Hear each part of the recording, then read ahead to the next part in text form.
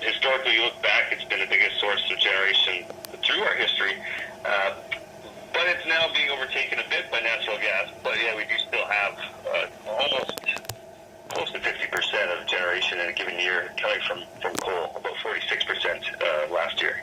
So what are the things to look at if we were to transition to other forms of energy? Well, the good thing is that there are options, and I think it'd be nice to see a large provincial discussion of all these options. So as Captain McKenna stated, there's this option of taking a coal plant and doing what we've done with Boundary Dam 3, which is to put carbon capture and storage on the plant, capture some of those emissions before they hit the atmosphere, put them under the ground, and meet the requirements that way.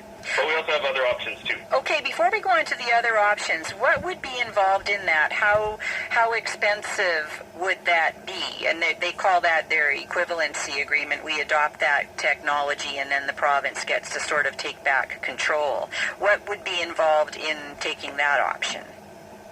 Well, I think that's a great question, is what would that cost? And we saw with Boundary Dam 3 that it was a fairly expensive way to generate electricity. So you're up around 14 cents a kilowatt hour for that power coming from Boundary Dam 3.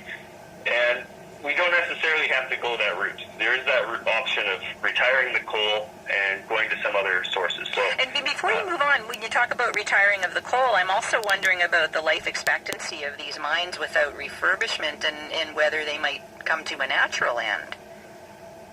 The coal plants themselves, well, yeah, the interesting thing about this announcement is that although it sounds like a big change, it's actually for Saskatchewan a fairly marginal change. We have already the coal-fired regulations that came into place from the previous government. They had announced that all coal plants had to be retired or equipped with carbon capture and storage by the time they were 50 years old, which would have accounted for all of our coal plants in Saskatchewan except for Shand. This is that one plant that would have lasted a little bit longer out till 2042. So really what this new announcement does is say, well, Shand is now going to have to retire in 2030 or get equipped with carbon capture and storage. Interesting. So, and when you talk about other options, what other options does Saskatchewan have that you see as offering something real? Well, we've seen the provincial government commit already to a 50% renewable target. And the good thing about the renewables is they're actually in the same places where the coal mines are. So we've got the best solar resources in Estevan, where most of the coal plants are. We've got some of Canada's best wind resources all across southern Saskatchewan, which would be in the same areas as Poplar River around Coronach and the Estevan area. So there's this opportunity then to ensure that those 500 coal miners have a pathway to a job if coal isn't the future. And so if we wanted to get away from coal and decide to retire those units, it could mean going to the 50% renewable target and then beyond.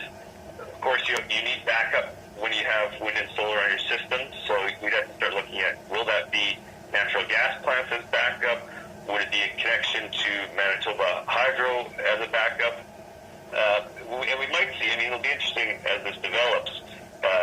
If the Liberal government federally is looking for a nation-building project, they might want to think about a national electricity grid, connecting Manitoba, Saskatchewan, Alberta, BC, so that different jurisdictions can build on their strengths. Manitoba, BC have hydro, Alberta, Saskatchewan have great wind and solar, and trade electrons so that we're getting a clean grid that way.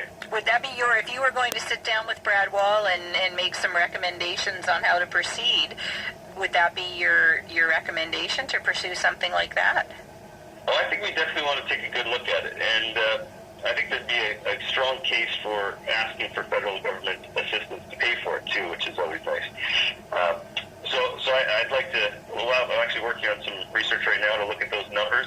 As it comes in right now on the research, it looks like we could build out wind in Saskatchewan and Alberta, kind of overbuild it, sell into Manitoba, BC, and get a much cleaner grid through that electricity grid connection. So why do you think Brad Wall has been resistant to moving up that timeline? I don't know if you want to get into politics. Do you think it's more about being blindsided a couple of times by Ottawa, or do you think it's because he's actually resistant to that, making that transition to renewables sooner? Well, I think part of the logic on the carbon capture and storage is that you have these coal mining jobs. You've got people working in Estevan, Cornac area, and you want to make sure they have a future. They've got a livelihood. And so I think in any future, that has to be top of mind for the provincial government and the federal government. And it'd probably be nice to take some time to sit down with those workers in those communities, try to understand what their future could be. If it's not coal, is there a retraining that needs to happen? Is there a placement of wind or solar projects in those communities that needs to happen? So, I could say that. I'm not sure, aside from being concerned about those coal jobs, I imagine another concern is just that, are you still there? Sorry. Oh, yeah. Okay, sorry. I'm listening. Okay.